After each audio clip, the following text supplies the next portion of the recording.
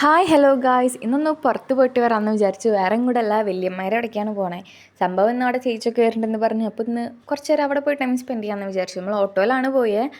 അവിടെ എത്തി പിന്നെ അത് തന്നെ കുട്ടിയുടെ വല്യമ്മയായിട്ട് സെറ്റായി. അവർ പിന്നെ അവരുടെ ഒരു ലോകത്ത് കുറച്ച് നേരം ഒന്ന് കറങ്ങി, കുറച്ച് നേരം പുറത്തൊക്കെ ഒന്ന് ഇറങ്ങി കറങ്ങി കാഴ്ചകളൊക്കെ കാണിച്ചപ്പോൾ ഉണ്ണി നല്ല ഹാപ്പി ആയിരുന്നു.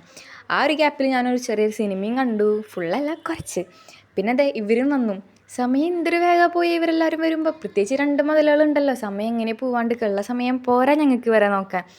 അങ്ങനെ ഒരാളെ ഞങ്ങൾ അറ്റാച്ചൻ്റെ കയ്യിലും ഒരാളെ എങ്ങനെയൊക്കെ തട്ടിപ്പുത്തി കിടത്തി ഉറക്കി. പണ്ട് ഞങ്ങൾ 2 പേരും കൂടി കഴിഞ്ഞ് കഴിഞ്ഞാൽ ഗാലറി മൊത്തം ഫുള്ളാവും. റീൽസ്, ടിക്ടോക്ക്, ഡാൻസ് പഠിച്ചിട്ട് അത് കളിച്ചിട്ടുള്ള വീഡിയോസ്, ഫോട്ടോസൊക്കെ ഒരു കുന്നെടുത്ത് കൂട്ടും. പക്ഷെ ഇപ്പം അങ്ങനെ ഒരു സംഭവമേ ഇല്ല. ഉള്ള ഗ്യാപ്പിൽ ഞങ്ങൾ കുറച്ച് മിറർ സെൽഫിയും വീഡിയോസൊക്കെ എടുത്തെങ്കിലും പഴയൊരു വൈബ് അങ്ങോട്ട് ഇപ്പം ഇല്ല. പിള്ളേർക്ക് വേണ്ടിയിട്ടുള്ള ഒരു ലൈഫായി, പ്രയോറിറ്റീസൊക്കെ മാറി.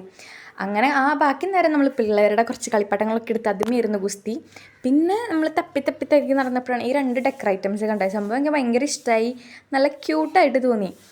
അങ്ങനെ ഈ ചെക്കിപ്പറക്കി നടക്കേണ്ട ഇടയിൽ ഡൈനിങ് ടേബിളിൽ മുന്തിരി കണ്ടു. അങ്ങനെ അതകത്താക്കാൻ നോക്കി. മേലുള്ളവനെല്ലാം കാണുന്നാലോ പറയുക, അതേപോലെ തന്നെ എൻ്റെ മേലെ 2 അതൊക്കെ കണ്ടിരിക്കുന്നുണ്ടായിരുന്നു.